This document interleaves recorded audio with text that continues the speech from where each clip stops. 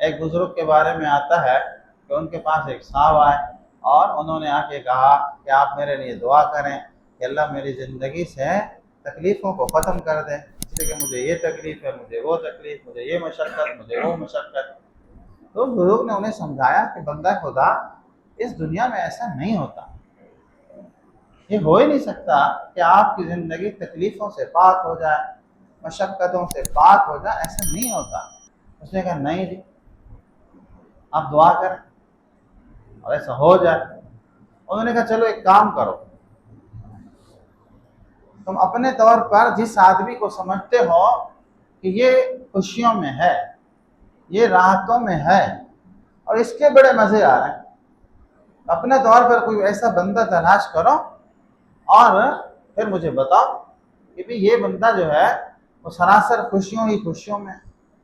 راحتوں ہی راحتوں میں ہے، پھر مجھے بتاؤ، میں دعا کروں گا کہ اللہ تبارک و تعالیٰ تمہارے حالات اس جیسے بنا دے۔ اب جناب وہ اس جستجو میں لگ گیا کہ جی آدھا کام تو ہو گیا، اس لیے کہ اب بندہ تلاش کرنا ہے اور حضرت دعا کریں گے اور بیڑا پار ہو جائے گا۔ اپنے طور پر اس نے ایک دو بندے تلاش کیے اور پہنچ گیا بزرگوں کے پاس کہ جی مجھے جو ہے میرے لیے دعا کریں کہ میرے حالات فلاں صاحب کی طرح ہو جائے، بڑا سا بنگلہ ہے اور گاڑیوں کی ریل پیل ہے اور دیکھنے میں سارے آسائش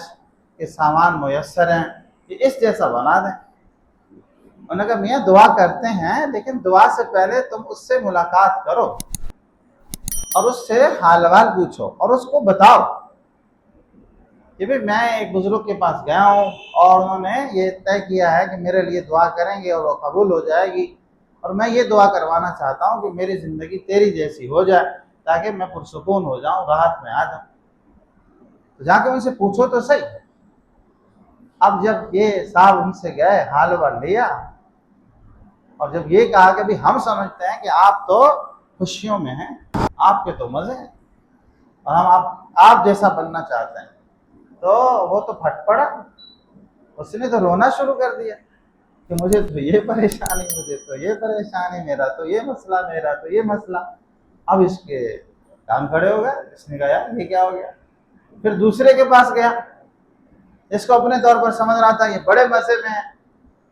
جب وہاں پہنچا تو اس نے بھی رونا دھونا شروع کر دیا کہ مجھے تو یہ تکلیف، مجھے تو یہ تکلیف۔ پھر تیسرے کے پاس گیا، اس نے اپنی پریشانیاں بتا دی۔ اب یہ جناب گردن لٹکائے بزرگوں کے پاس پہنچ گیا، حضرت ادھر تو کوئی نہیں ہے، ادھر تو ہر ایک نے رونا ڈالا ہوا ہے، ادھر تو ہر کوئی غم میں ہے، ہر کوئی پریشانی میں ہے، اور جس کو ٹٹولتے ہیں اس کا غم پہلے والے سے بھی زیادہ ہے۔ اب میں کیا کروں؟ انہوں نے فرمایا بھائی میں یہی تو تمہیں سمجھا رہا تھا، اس دنیا کے اندر خوشیاں تکلیفوں کے ساتھ ہیں اور ہر بندہ کسی نہ کسی تکلیف میں ہے، ہر بندہ کسی نہ کسی پریشانی میں ہے، تو اسی پریشانی کے ساتھ زندگی گزارنی